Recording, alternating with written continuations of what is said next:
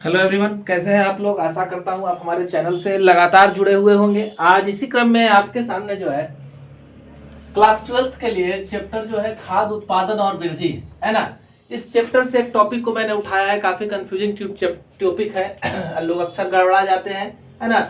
तो ये टॉपिक क्या है, जैव पुष्टिकरण है। इससे पहले हम लोग पढ़ चुके हैं खाद्य संसाधन के उत्पादन में वृद्धि के बारे में, किस तरह से हम लोगों ने क्या किया है, हर एक क्षेत्र में क्या किया है, उत्पादन को बढ़ाया है ना। हरित क्रांति आई, हम लोगों ने खाद, जैव उर्वरक और क्या रासायनिक कीटनाशक, पीड़कनाशक का प्रयोग करके अपने उत्पादन क्षमता को सुधारा है। साथ ही उन्नत नस्लों का भी प्रयोग किया है, बीज का।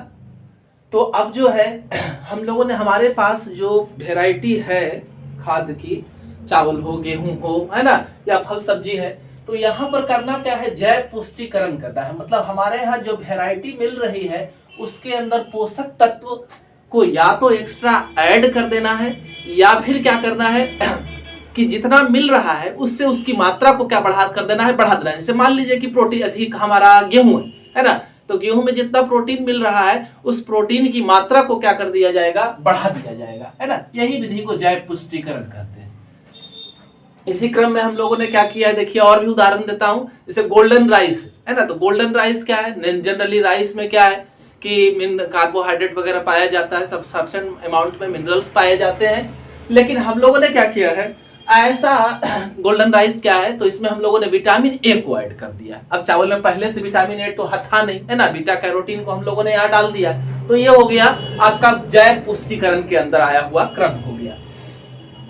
तो अब इसमें इसका डिफिनीशन आप देखें कि जनन स्वास्थ्य सुधार हेतु विटामिन खनिज युक्त उच्च प्रोटीन स्वास्थ्यवर्धक वसा वाली फसलों का विकास करना ही क्या कहलाता है, जैव पुष्टिकरण कहलाता है।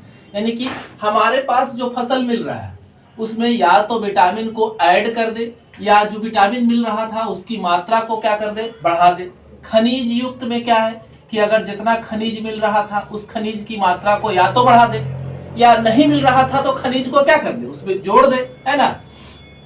प्रोटीन की मात्रा को बढ़ा दिया जाए, है ना, या प्रोटीन नहीं मिल रहा था तो एक्स्ट्रा प्रोटीन जोड़ दिया जाए। और वसा जो है, वसा हानिकारक भी होती है, तो स्वास्थ्यवर्धक जो वसा है उसको हम लोग फसलों में क्या कर दे, ऐड कर दे। तो यही क्या कहलाता है, जैव पुष्टिकरण। हमारे फसलों में पोषक तत्वों की मात्रा को या तो बढ़ा देना या अलग से जोड़ देना, है ना। जैसे गोल्डन राइस का एग्जांपल आपको मैंने दिया।